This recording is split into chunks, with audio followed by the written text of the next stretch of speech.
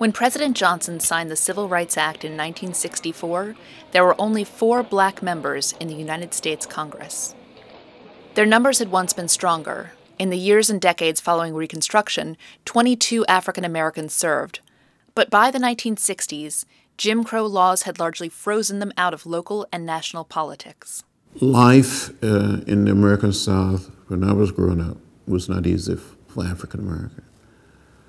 People could not register to vote simply because of the color of their skin.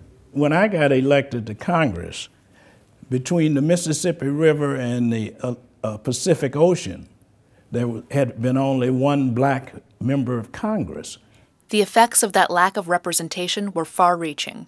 In many parts of the South, in those areas where African American owned land, the local elected official would refuse to pave the road or provide sewage service. The passage of the Civil Rights Act, the Voting Rights Act, and the Supreme Court's decision affirming one man, one vote changed everything. African Americans could finally register to vote. And now their numbers would be accurately reflected when drawing up legislative districts.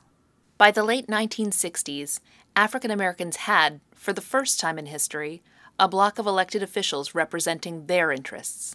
Unless we were coordinated in some way, there was a lot of important legislation and discussion that we could be sharing that we're missing without a more formal organization. In 1969, the 9 black members formed a loose-knit group they called the Democratic Select Committee. 2 years later, their number grew to 13. Congressman Bill Clay, fearing a loss of focus without a more formal structure, suggested the creation of an official organization. The Congressional Black Caucus was born. Our mission then was, as I said, was to increase the number of blacks in professional positions here, and also to go nationwide in terms of trying to increase the number of blacks elected to Congress. In essence, the CBC's original goals when they were founded were to fight discrimination and to deal with the effects throughout the country on African Americans of that discrimination. The deaths of civil rights icons who championed nonviolence and the rise of black power groups like the Black Panthers left black leadership at a crossroads. What the Black Caucus did was to try and bring all of these groups together so that we would get an opinion and a position that reflected the majority of the opinions in black America, and we would push for that. We would not have one individual spokesman. Perhaps the biggest boost to the CBC's legitimacy in that first year came from President Nixon, with whom they had a rocky relationship. Unfortunately, we had to deal with President Nixon, who held us all in utter contempt. We requested a meeting with President Nixon to discuss the plight of black America.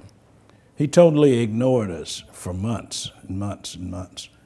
But we kept agitating, kept increasing the pressure on him. Things culminated when the CBC boycotted Nixon's 1971 State of the Union.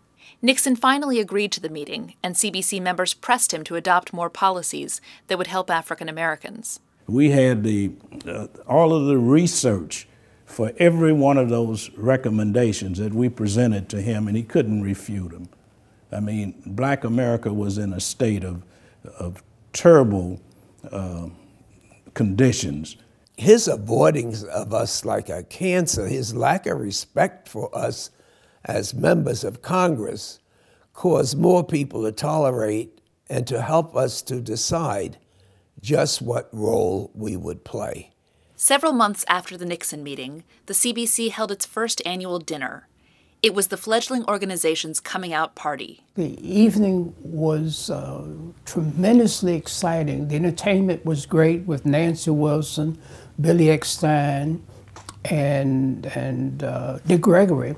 Actor and activist Ossie Davis gave the keynote speech. Ossie Davis, as the speaker, was very eloquent, and he spoke of, "It's not the man, it's the plan." And It's not the rap, it's the map. And it was electrifying.